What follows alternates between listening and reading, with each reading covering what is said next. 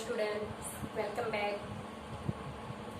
I hope you are fine and studying well.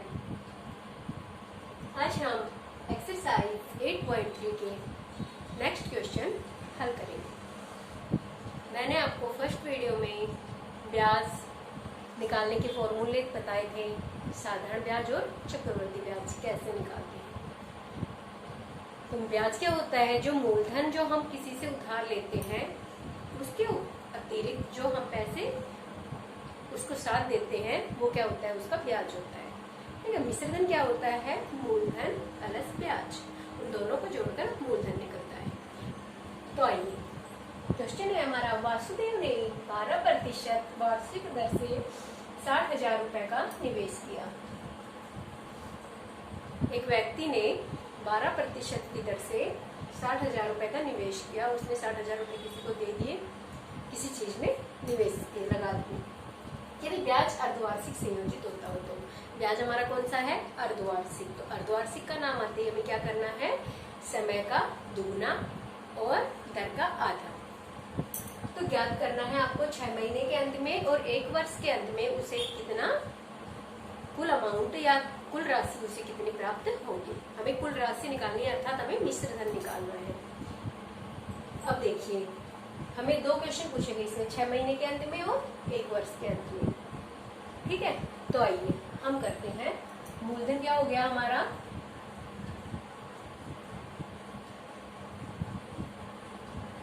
मूलधन बराबर है 60,000 रुपए। ठीक है। दर हमें दी हुई है 12%। अब अगर हम दर का आधा कर देंगे तो हाफ ईयर का हो जाएगा। क्या हो जाएगा? 12/2 बराबर है 6%। अर्धवार्षिक, अर्धवार्षिक में हमारी जो दर है उसका आधा होता है। ठीक है। अब देखो हम पहले निकालेंगे, फर्स्ट पार्ट निकाल रहे हैं हम। तो उसके लिए समय क्या है हमारे पास? 6 मंथ। ठीक है। अब महीने से हमें क्या बनाना है? साल। तो कितने महीने होते हैं एक साल में? 12। तो इसे हम 12 से डिवाइड कर देंगे। 6/12 वर्ष क्या आ गया? 1/2। ठीक है। और अब इसको हम 2 से गुना कर देंगे तो हमारा क्या आ जाएगा? अर्धवार्षिक। देखो हमारे पास आधा साल हो गया। 6 महीने में क्या होता है? आधा साल। 12 महीने का 1 साल होता है। तो हाफ क्या हो गया? हाफ ईयर हो गया, आधा साल हो गया। अब आधे को हम दुगना कर देंगे तो 2 से 2 कैंसिल। ठीक है। तो क्या आ गया आपके पास? 1 अर्धवार्षिक।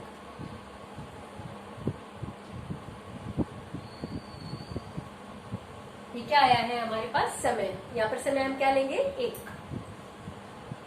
अर्धवार्षिक। अब देखो हमें क्या निकालना है? इसका मिश्रधन या कुल राशि आप लिख सकते हो। यहाँ पे मिश्रधन की बजाय आप लिखिए कुल राशि बराबर है। क्या फॉर्मूला था आपका? मूलधन इंटू 1 प्लस दर/100 इंटू समय। मैंने आपको एक चीज बताई थी, अगर आप यहाँ पर इनको हाफ और दुगना नहीं करते, अगर आप यहाँ पे इनको आधा और दुगना नहीं करते तो हम क्या करेंगे? यहाँ पर दर/200 करेंगे और समय का क्या करेंगे? 2 गुना समय। अगर आप यहाँ पर नहीं करते तो आप डायरेक्ट यहाँ भी कर सकते हो। फॉर्मूला जो अर्धवार्षिक का होता है वो होता है मूलधन into 1 plus दर/200 into 2l। 2l मतलब जो समय है उसका दुगुना और दर का आधा। लेकिन हम ऑलरेडी पहले ही कर चुके हैं तो यहाँ पे हमें सिंपल फॉर्मूला हम यूज कर सकते हैं। तो देखिए मूलधन क्या है हमारे पास? 60,000। ठीक है। 1 प्लस दर क्या है हमारे पास? 6%। 100 और समय क्या लेंगे हम? 1 वर्ष। अब आगे देखिए 60,000। अब 100 एकम 100 एलसीएम लेंगे इसका। 100 एकम 100 6 106 बटे क्या आ जाएगा? 100। कितनी बार है? 1 बार। तो अब इसे एक ही बार मल्टीप्लाई में लिखेंगे। अब आप क्या करोगे? यहाँ पर 0 से 0 कट जाएंगी। अब आगे क्या करोगे? देखो यहाँ पर 2 जीरो है तो इन 2 जीरो को तो हम पहले से ही अलग लिखेंगे। ठीक है। अब जो बच गया 6 और 106 की गुना करेंगे। 6 6 36, 3 जीरो की करोगे 0 और 3 जोड़ोगे तो 3, 6 का 6। ये आपके पास आ गया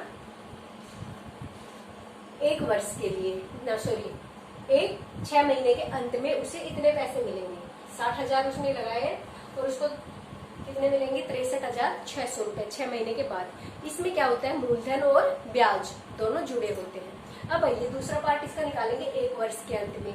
तो 1 वर्ष के अंत में केवल आपका क्या होगा, समय चेंज होगा, दर यही रहेगी, समय क्या हो जाएगा, 2 अर्धवार्षिक हो जाएंगे। तो पार्ट 2, समय आपके पास सॉरी मूलधन वही रहेगा 60,000, ठीक है। दर आपकी हो जाएगी 6% अर्धवार्षिक, जो हमने अभी निकाली थी। ये मैंने 6% क्यों लिखी, क्योंकि हम पहले यहाँ पे अर्धवार्षिक का निकाल चुके हैं 6%, तो आप डायरेक्ट लिख सकते हो। समय हमारे पास क्या है, 1 वर्ष के बाद, 1 वर्ष है। अब 1 वर्ष का क्या करेंगे, 2 से गुना, ये क्या हो गया, अर्धवार्षिक। 2 अर्धवार्षिक हो गए। अब हम सेम यही फॉर्मूला यूज करेंगे यहाँ पर, मूलधन इंटू 1 प्लस दर बटे 100% समय लीजिए आपने, ठीक है। ये आपके के पास क्या है, टोटल अमाउंट या कुल राशि। अब आप इसे सोल्व कीजिए, मूलधन वही है 60,000 इंटू 1 प्लस दर क्या है 6/100, और टाइम क्या हो जाएगा आपके पास यहाँ पर 2।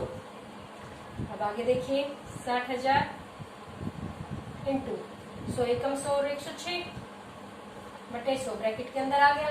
कितनी बार है यहाँ पर समय हमारे पास, 2 वर्ष, तो 2 वर्ष का हम इसको 2 बार लिखेंगे, ठीक है। 2 0 से 2 0, 2 0 से 2 0।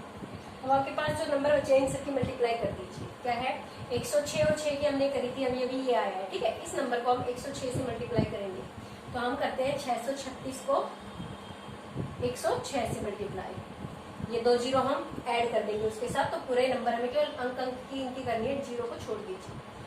6 6 36, 6 3 18 और 3 21, 6 6 36 और 2 38।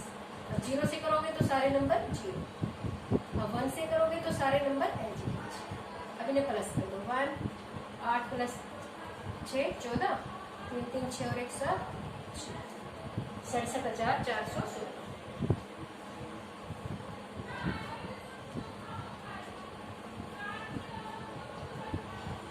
तो ये क्या आ गया आपके पास, 1 वर्ष के बाद मूलधन, 1 वर्ष सॉरी मूलधन क्या है, कुल राशि।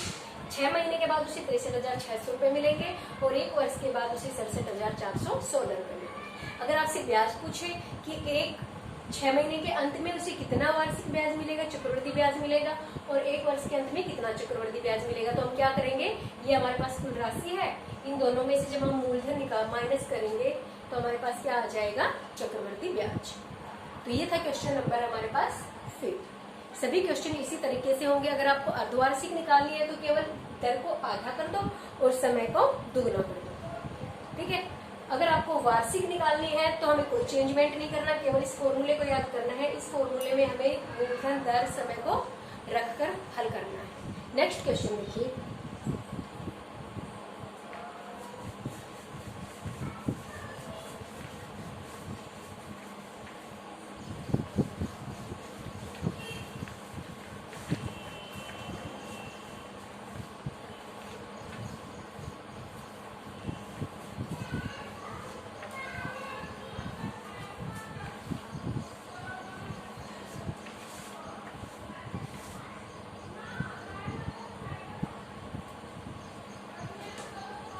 नेक्स्ट देखिए, बाकी सारे क्वेश्चन सेम इसी फॉर्मूले से होंगे। मैं आपको क्वेश्चन नंबर 10 बताती हूँ, ध्यान से देखिए। क्वेश्चन नंबर 10 में क्या है, सेम इसी फॉर्मूले से, लेकिन उसमें थोड़ा सा आपको कंफ्यूज करने के लिए स्टेटमेंट चेंज करके दी हुई है। 5% वार्षिक दर से बढ़ते हुए, दर क्या है हमारे पास, 5% वार्षिक। मैं यहाँ पर पूरा क्वेश्चन, चलो पूरा क्वेश्चन हम देखते हैं। 5% वार्षिक दर से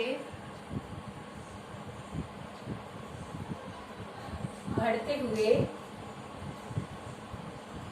वर्ष 2003 के अंत में एक स्थान की जनसंख्या, वर्ष 2003 के अंत में एक स्थान की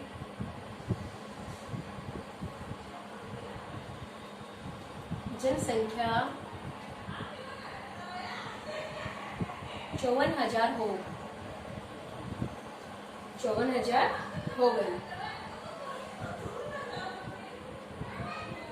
ठीक है, ये क्या है, 5% की दर से बढ़ते हुए वर्ष 2003 तक जो जनसंख्या थी वो कितनी हो गई, 54,000 हो गई। अब आपको ज्ञात करना है, ज्ञात कीजिए फर्स्ट पार्ट इसमें दिया हुआ है 2001 में जनसंख्या, वर्ष 2001 में जनसंख्या। ठीक है, और दूसरा है आपके पास 2005 में कितनी जनसंख्या होगी।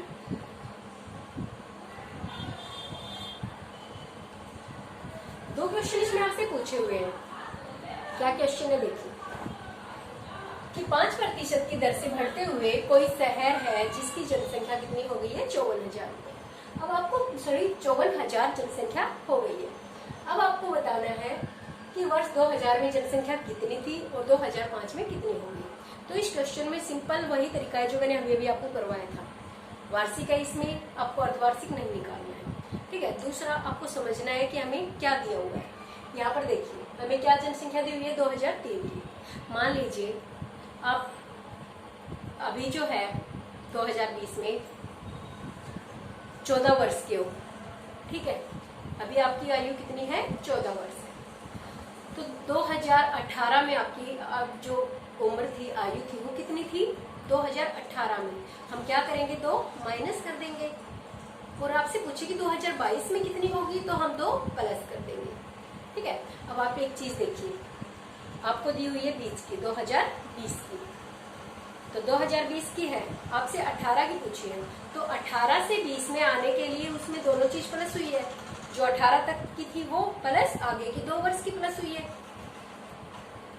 आपसे 2020 में बताइए कितनी है, 14 वर्ष। तो 2018 में कितनी हो गई, 12, और 2022 में कितनी हो गई, 16। अब इसमें क्या डिफरेंस है देखिए, इसमें क्या है, हमारे पास 2018 की पूछी है तो 12 थी। ठीक है, और उसमें कितनी प्लस हो गई, 2, तो कितनी हो गई हमारे पास, 14। और इसमें हमारे पास पहले से 14 है और आगे की निकालनी है, तो 2 इसमें हमें प्लस करने पड़ेंगे बाद में। ठीक है, तो इसमें तो हमें प्लस किया हुआ दे रखा है पहले वाले के लिए। तो 2001 से 2003 में जब आई है, तो मान लीजिए 2001 में किसी ने किसी को पैसे उधार दिए, तो 2003 में वो ब्याज लगकर आ गए ना, ब्याज प्लस जो पैसे थे, तो क्या हो गया, वो मिश्र धन। तो हमारे पास जो 2003 की जनसंख्या है वो 2001 के लिए तो ब्याज का जो काम करेगी वो मिश्र धन का काम करेगी, और 2005 के लिए वो काम करेगी मूलधन का। ठीक है, तो आइए अब निकालेंगे फर्स्ट पार्ट, वर्ष 2001 में जनसंख्या। ठीक है, तो देखिए हमें दिया हुआ है ए क्या है, यहाँ पर कुल राशि होती है। तो यहाँ पर टोटल अमाउंट जो इसकी दी हुई है 2003 में क्या है हमारे पास, 54,000। ठीक है, समय हमारे पास क्या हो गया, समय कितना है, कितने वर्ष का डिफरेंस है, 2। 2005 माइनस 2003, तो 2 आ गया ना, 2 साल का डिफरेंस है। समय हो गया 2 वर्ष, 2003 से 2001। आप यहाँ पे माइनस करके दिखा सकते हो, कितना आ गया आपके पास, 2 वर्ष। ठीक है, और दर क्या है आपके पास, 5% वार्षिक।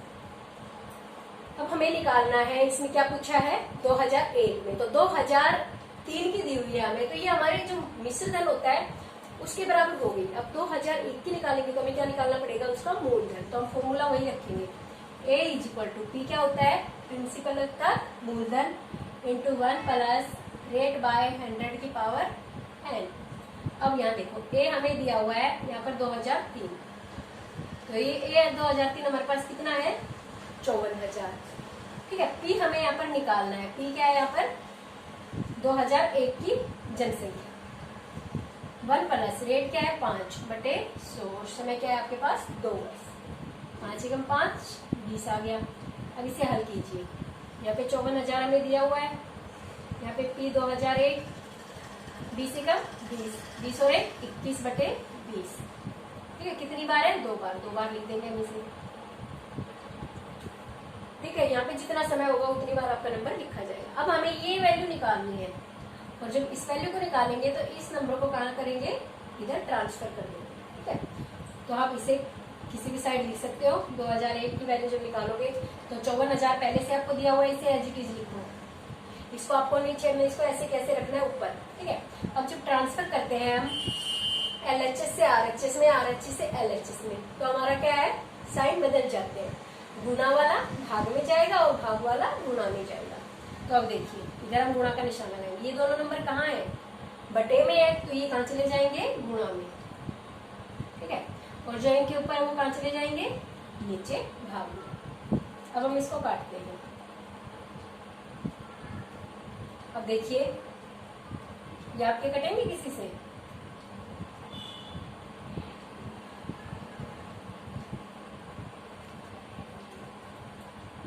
आप इनकी गुणा कर दीजिए ऊपर। ठीक है,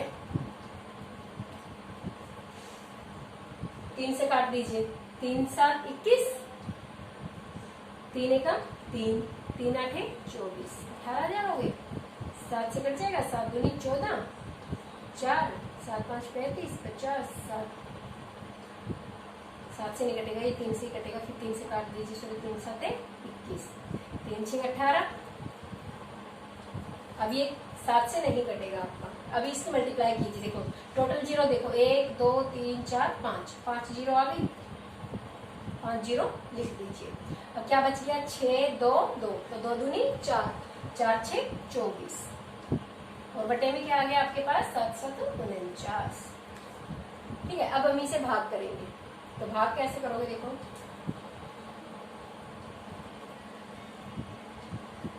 उनचास से 2 नंबर लिए, इससे कम है, हम क्या करेंगे? 3 नंबर लेंगे। 4 6 24, 6 से नहीं होगा, 5 से करेंगे। अगर 5 ने 45, 4 5 चौक 20 और 4 24, ये भी ज्यादा गया, तो हम 4 से करेंगे इसको।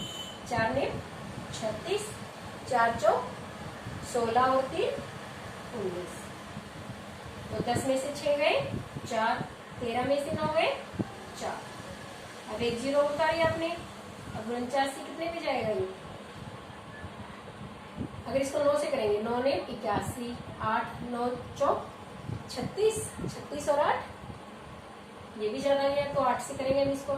8 नहीं 72, 8 चौक 32 और 7 39। 10 में से 2 गए 8, 13 में से 9 गए 4, 48 बच गए। अब ये जीरो उतारेंगे हम।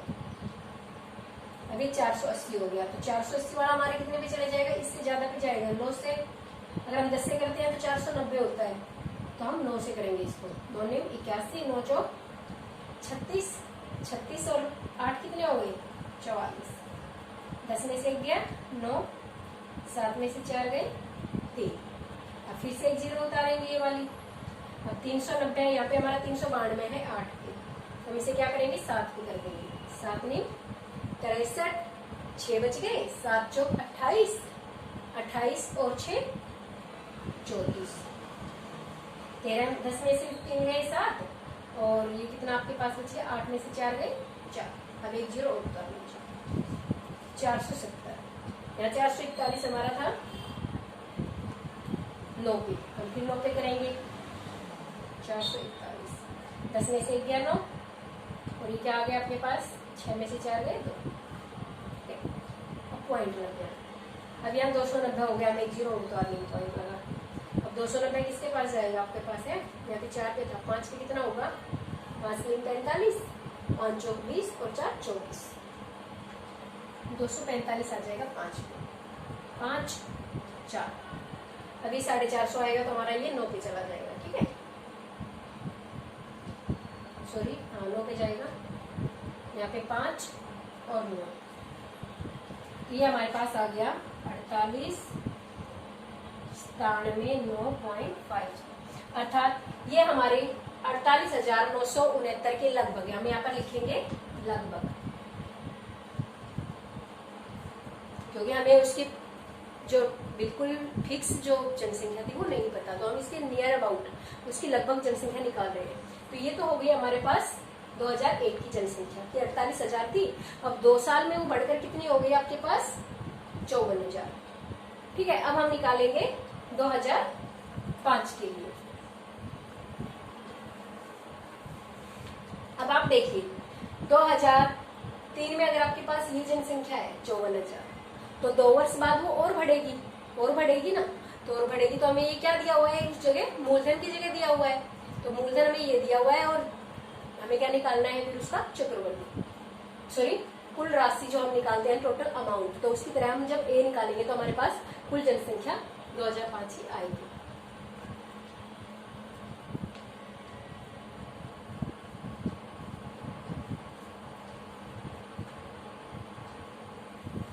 तो 2005 की देखिए,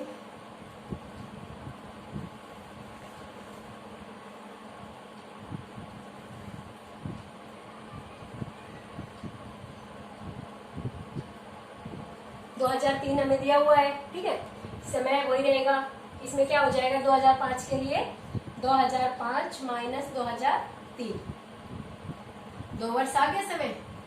ठीक है, दर सेम रहेगी, यहाँ पर सेम वही, ये हमारे पास 2005 निकालना है और ये हमें 2003 दी हुई है। ये क्या हो गया, मूलधन हो गया, और चक्रवृद्धि ब्याज, सॉरी अमाउंट क्या होती है मूलधन में जब ब्याज जुड़ता है, तो 2003 की और जो 2 साल का उसमें जुड़ेगा, तो टोटल क्या हो गया 2005। तो यहाँ पे हम निकालेंगे ए 2005 पी, हम यहाँ पर क्या लेंगे, यहाँ पे फिर हमें ये पी दिया जाएगा। ठीक है, अमाउंट हमें दी जाएगी 2001 के लिए टोटल, और पी के लिए केस में क्या होगा 5 के लिए मूलधन की जगह आएगा, तो 54,000 यहाँ जाएगा। रेट क्या है आपके पास 5/100, समय क्या है 2 वर्ष। अब क्या करोगे 54,000 इंटू 100 एकम 100, 105 लिख दीजिए, काट कर आप लिख सकते हो। कितनी बार है ये 2 बार। ठीक है, 2 जीरो से 2 जीरो कैंसिल। अब क्या करोगे इसको 1 जीरो से 1 जीरो, ये कैंसिल हो गई, 5 से काटोगे, 5 2 जा 10, 5 1 जा 5, 5 2 जा 10। अब 2 से यहाँ काट दीजिए, 2 दूनी 4, 2 7 14। अब आपके पास क्या बच गया 21, 27 और 105, 21, 27 और 105। तो पहले आप 105 और 21 की मल्टीप्लाई कर दीजिए, 5 सेम रहेगा, 2 5 10, 2 एकम 5 0 2 2।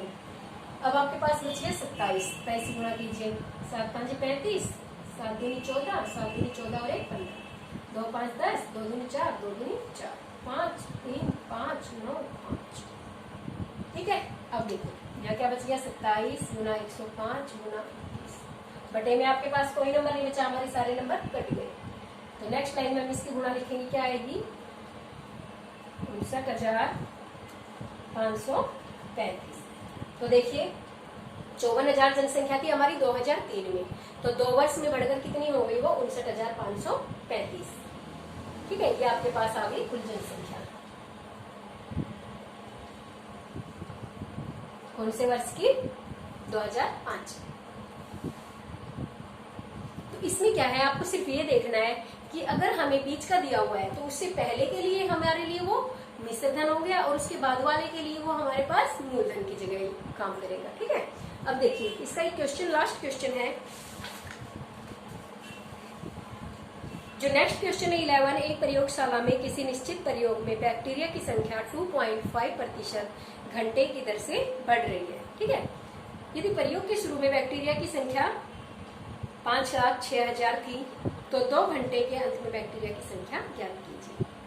2 घंटे के बाद ज्ञात करिए। बाद के लिए हमारे पास ये मूलधन होता है, और पहले के लिए हमें क्या करना पड़ता है, ये मिश्र धन होता है। ठीक है, तो ये हमें क्या दिया हुआ है, पी दिया हुआ है प्रिंसिपल 5,06,000, दर हमारे पास 2.5 हो गया। ठीक है, और समय क्या हो गया 2 घंटे की जगह में से क्या मानेंगे 2 वर्ष मानेंगे। तो सेम यही हो जाएगा, यहाँ पर आपके पास 5,06,000 आ जाएगा, यहाँ पर आपके पास 2.5 है, और जब उसका पॉइंट हटाओगे तो 100 पहले से 1 जीरो लग जाएगी, तो 25/1000 हो जाएगा, और समय आप क्या लिखोगे यहाँ पर 2 वर्ष। तो इस क्वेश्चन को आप सोल्व करोगे।